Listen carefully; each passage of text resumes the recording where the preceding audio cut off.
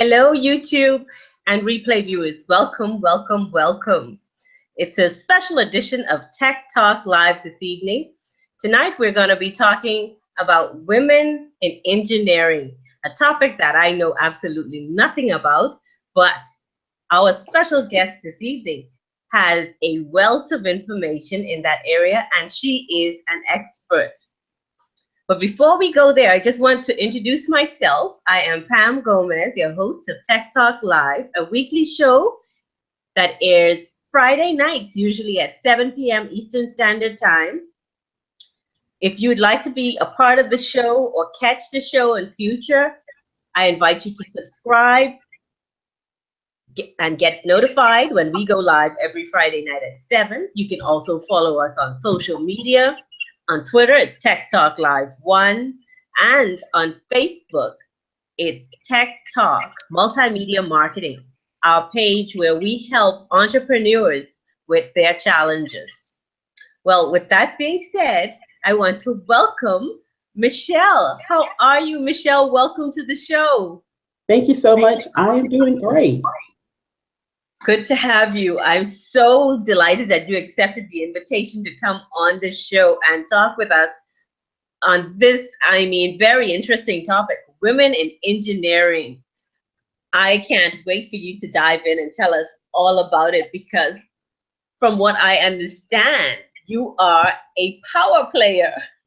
You are a construction engineer, to be exact. You transform how's it go, into strategic business coach. Oh, and take engineers to entrepreneurship. Wow, you got to tell us about that, Miss. Most definitely, I can definitely talk about that as well. And then you are should I say a sports fan, a Clemson Tigers fan all day? Ooh, let's hear, Michele, please tell us, what do you do? And tell our audience, what do you do? I have a civil engineering degree from Clemson University, hence me being a Clemson fan. I don't like sports, but I love to trash talk. So sports gives me the opportunity to legitimately trash talk people. So that's how I combine the two. It's a great outlet, right? Yes, it is. So throughout my career, being a construction engineer, I did a short stint after I finished grad school in technical sales. That wasn't for me. I was a little bit bored doing it. It was inside sales, so you're waiting for inbound calls. And I actually didn't think I would enjoy construction. I really didn't. I'd done a couple co-op terms at a shipyard where they were literally building aircraft carriers and submarines. I didn't like it, but that's manufacturing. Then I did a summer at a DOE facility outside, trying to figure out where's the best location to install a French drain. Hated it. So then I get out and I get this job in technical sales. It took me about a year after grad school to find a job. A lot of places wouldn't consider me a entry-level person because I had a master's degree, plus I had about 2 years of work experience. So they were looking at me at having like 4 to 5 years of work experience, even though I had never had a full-time job. They were either co-ops, internships, apprenticeships, and so forth. So it was very confusing, to say the least. So I finally get a job as technical sales. Try something different. You know, you're young or even not young, right? We tried something different. I found out it wasn't for me. Went to a conference, national convention actually, for the National Society of Black Engineers. Ran into one of my classmates from college who said, hey, you should come by my employer's booth. Came by the booth, showed the HR person my resume, and the first thing he said was, what are you doing like April 13th? This is March. I'm like, what do you mean, what am I doing? Like, this ain't a date. He wanted me to fly into New Jersey, just like that. And I've been in construction. That was 2006. I started June 12th, 2006. from going from a cost engineer to a construction engineer to a project manager. And I always tell people I'm still a construction engineer, because when you say project manager, it means a lot of different things, but truly love construction, and just the hustle and bustle and forever changing. You don't get a chance to be bored when it comes to construction. I can relate to that, Michelle. I worked as an office manager for a big construction company here in the Bahamas, Kersner Development, for 5 years. And oh my goodness, there was never a dull moment. No, exactly. So go ahead, tell us more. So throughout that, it would always interest people. I would always be the woman, and usually if there was another person of color, they would not be the engineer, especially because I don't work in the office. I actually work on the physical construction sites. So they would always wonder who I was or what I did, because I would be carrying paperwork, drawings, or whatever, and I look very official. Somebody sent a person to see me. I could never, ever be the engineer. I had to be the admin. And even on my current project, one of the contractors' personnel came into the trailer, and he goes, "Yeah, I'm looking for the admin, Michelle." I said, "There isn't an admin, Michelle. There's an engineer, Michelle." So instead of the man apologizing, he never apologized. Wow. So you have to learn to stand your ground, especially in construction. But some other things I found along the way was you had to also sit at the table. And a lot of people think that doesn't matter. I don't need to say anything. You need to be, especially as women and people of color, at the table. You need to stand up, say what your name is, clearly, clearly and loudly enough so that people can hear you. And also not only what your position is, but what you contribute to that client, to the project, to that facility, whatever your role is, so they understand you do work there that is valued. And so many people don't do that. Also, attending meetings. You're like, I don't want to go to another boring meeting. We have to be there. Yes. We have to be there. Definitely. It is very, very upsetting. And we even have, I've had managers who tell the admin to sit at the table, and she's in her 60s for this current particular project. And later she's like, "Why did you want to sit at the table?" He's like, "Well, she's like, "Well, if somebody else came in," he was like, "No, you're part of the team." So for 40 years, or how many years she's been in industry, she's been taught not to sit at the table because she's an admin. And his thing was, you're part of the team. You may think what you do isn't valuable, and it truly is. No matter what role you play in an employer, it is truly valuable, it's truly important. Otherwise, they really wouldn't have you there. And sometimes, to tell you the truth, even when they let you go, they just didn't have the money to afford you sometimes, but you still have value. So definitely own that. I can so relate to this myself. As an office manager on a construction site, I was allowed to sit at the table, but you always got that feeling that the project manager, the cost engineers, and all of the other players, they felt like, okay, we're carrying the weight. But if there was a day that the office manager wasn't there, they missed that person, because a part of that chain was missing, and that ship did not function the way it normally would. They were lost documents. They were wondering what was happening on the project the day before. With the office manager there, I tied it together, every department.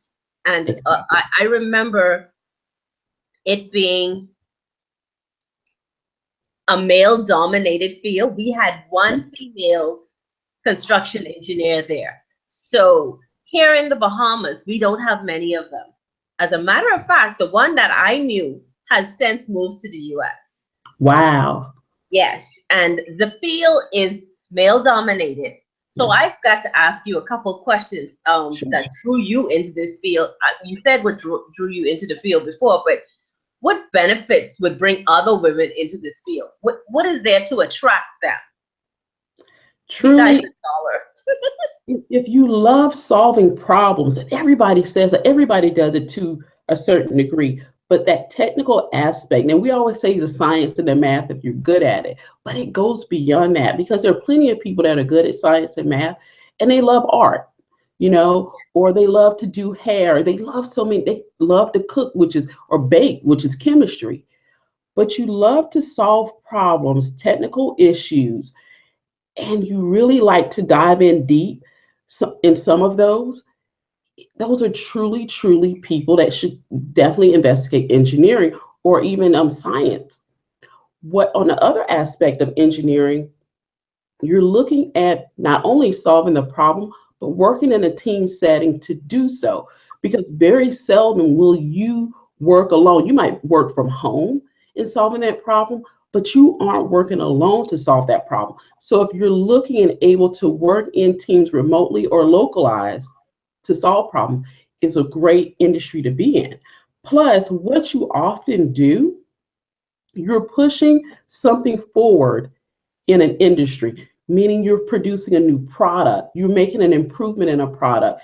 I tell people when you go home and you turn on your lights, you say, thanks, GE. I said, no, thank Michelle, because somebody's building a power grid, and that's me here in the US. So Yay! you have to think. So if you're looking to do something, even something that matters, like I want to do something that really matters, right? You can do wastewater treatment to help improve the drinking water in the US, right? Definitely. You Yes. could look at designing, creating better designs for bridges. You could look at creating better foundations for hurricane prone buildings that are built or facilities that are built in hurricane prone areas. Did I mention that I live in a hurricane prone zone and I went through Hurricane Matthew? Girl, we need engineers. Exactly. So if you're looking, and that's really how I got into civil. I'm from the state of South Carolina, which is on the coast. And back in 1989, when I was a little girl, Hurricane Hugo, which is a Category 5, hit the Yes. state of South Carolina. I truly decided, along with the push of my mother, to look at engineering. Well, when I got to college, I was, kind of confused whether to do industrial or civil, and I went to what they call the wind tunnel, and they poured some Pepto Bismol around this plexiglass little house, and they turned on these high velocity fans to simulate what the winds of hurricanes would be like. That's how I knew I was going to do civil, because I wanted the destruction that occurred in South Carolina not to occur in other places. So that's really how I decided to do civil. That is exciting. So sometimes it's not even, it's a problem you want to solve, something you encountered as a young person, as a child, even an adult, and engineering may help solve that, or STEM on the whole may help you, career in STEM may help you solve that. Great. That's fantastic. I notice we have a few persons joining us. You're welcome to type your questions for Michelle or myself in the chat, and we'll be sure to answer them. And if you would like to get in contact with us, we'll leave you our social media contacts toward the end and in the description at the bottom of the video. But Michelle, with all those wonderful things being said, I know for a fact that there are some barriers to entry into this field for women. Please, can you elaborate a bit? Yes. So not only being called the admin because you're a woman, your direction, your suggestions, your recommendations, your work are oftentimes second, third, and fifth guessed. They're not taking off value. And a lot of times, not every time, especially if it's with new people, they're waiting for a male to validate what you state. Yes. And I know it to a degree wherein a few weeks ago, I had a contractor who would just show up to our material yard and ask our materials people what materials they needed to build something. So the materials, exactly, contractors come in and tell you what materials they need. You shouldn't be telling, shouldn't. So our materials people contacted me and I said, have that contractor's person, superintendent, call me. The first thing I said to him, I said, you put in requests for information that you need to know what materials you need to pick up. Stop everything. I never heard back. Now they're coming and asking for materials, but this is what I had to do.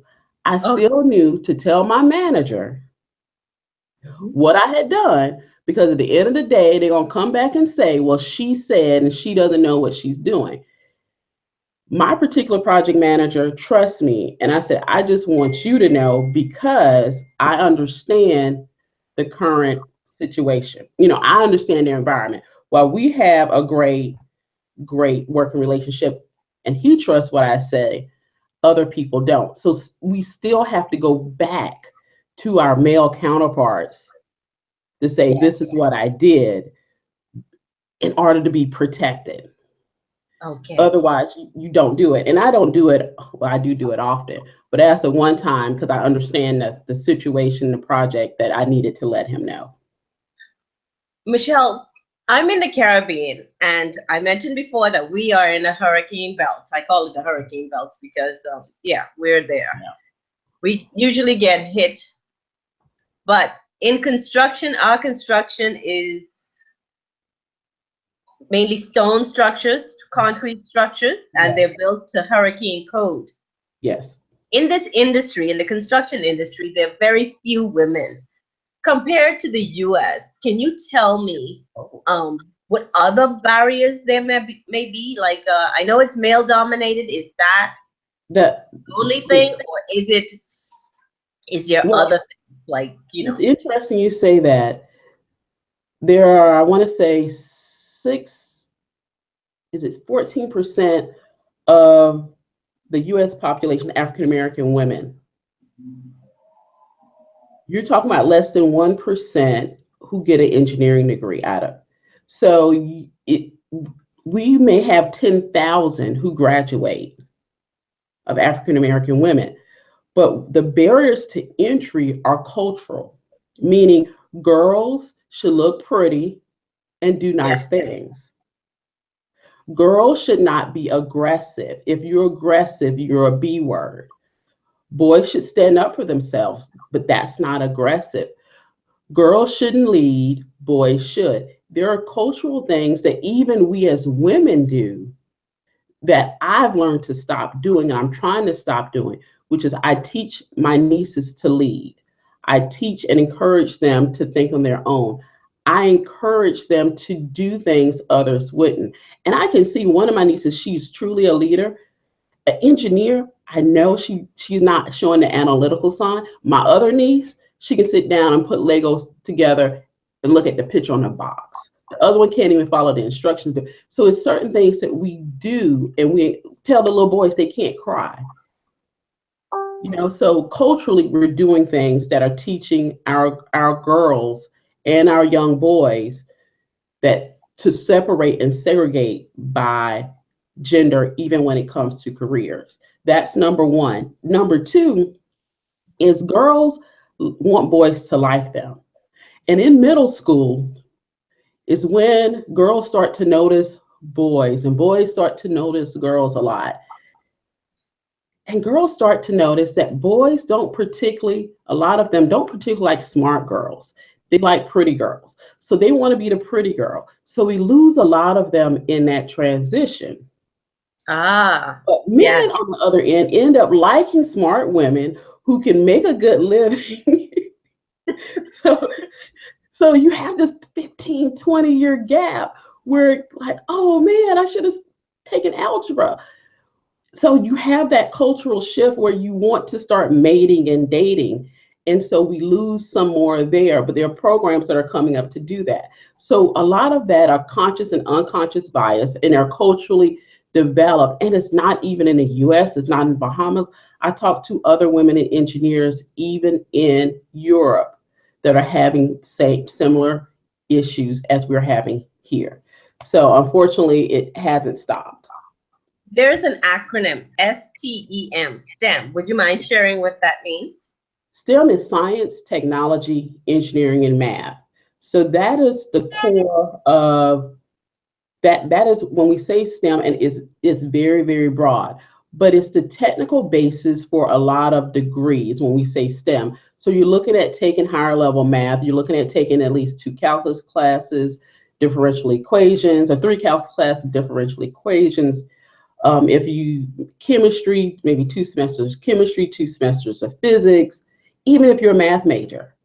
And then if you're some engineering majors, you're a minor or double major in electrical engineering and math because you take that much. So that's what we term as STEM for short: science, technology, engineering, and math. And along those same lines, saw a note earlier where you said that the reason why nearly 40% of women in STEM leave the profession. Could you elaborate on that? Why would they leave? Women leave for the environment, like you said, is very male dominated. They're not respected. They are still doing the work, but they're not getting the promotions. They're not getting raises. They are having to fight for doing above level work and getting less, or seeing their male counterparts do less and get more. And it's a very, very stressful type of situation to be in for a lot of women when they know how hard they've struggled. Then you get to the point where some women leave and it's personal. They decide to have kids. They don't like the long hours. So they decide, I'm going to leave to do my family. And that's not just only in STEM. But then others find that their career stalls when they start to have kids. Now you're out for 6 weeks. And they say, well, the reason why women make less is because they're out for kids. Okay, you have 3 kids, 6 weeks each. That's 18 weeks total, right? Divided by 4, that's 4.5 months. So why am I still making 20% less than my male counterparts for being out 3.5 months? The assumption then becomes for many employers well, you're going to be out when your kids are 6, so you're not ready to be a manager. What was really interesting was this particular weekend, I was in St. Louis, Missouri at the Society of Women Engineers local conference. They call it local conferences, regional conference. The CEO of Emerson stood up and talked about how he had unconscious bias towards a woman who had applied to be a VP. He had worked with her for years, knew her. His automatic thought was, well, she's a single mom with 3 kids. She can't take the role of VP. Wow. She came and talked to him and said, I can do this role. I have what it takes. And a lot of times women have more of the qualifications and the requirements than their male counterparts. And either they won't apply or they still get looked over. But he identified what many people won't, which is their unconscious bias. And she called him on it. And he said, you know what, you're right. And he was like, she has been one of the best VPs. She's taken her whole family as a single parent out of the country to work in that role. So when people start to realize and recognize their biases, you get the most out of your employees. And that's the real hard part. I know they've just signed here in the US 2 new bills to get more women in STEM into entrepreneurship. The issue I have with this, it still does not address the true issue, which are biases, conscious and unconscious. No bill is going to change culture. You have to physically, literally take aim at that. Looking at Uber being sued for sexual harassment. Oh, yes. I saw that. Google, Microsoft have all been sued for sexual harassment. The cultures that are built around are ingrained in the society until we start calling for them to actually make changes in their biases in the cultures of those companies. A bill isn't going to change that. Even suing them won't change it sometimes. So what can we do to literally change conscious and unconscious biases is going to be the harder part. True. Michelle, are there any mentors or advocates for these women in the profession? Can you say that again? Are there any mentors or advocates for persons in this profession? Yes, I actually asked for one of my group VPs. Oh, it's been about 7 years ago, to mentor not only me but some other junior level people on a project I was on. And it was the best thing for me because number one is a project I was struggling on at the very beginning. Then I literally blossomed and got a great promotion, raise, whatever from that project. But it was truly working with not only asking this VP to mentor, I selected him because he's a true leader. Great. Yes, I've And seen that in having the construction field. exactly, and having a true leader in any work environment, you start to notice the difference between the 10 managers you have and that one leader because they stick out. Yes. And you are willing to do any and everything for this particular leader. So him as a mentor really, really helped me. He also became an advocate for me, which is how I got my current job assignment. It was no question. It was like, well, you're coming with me and the rest of the team to the next project.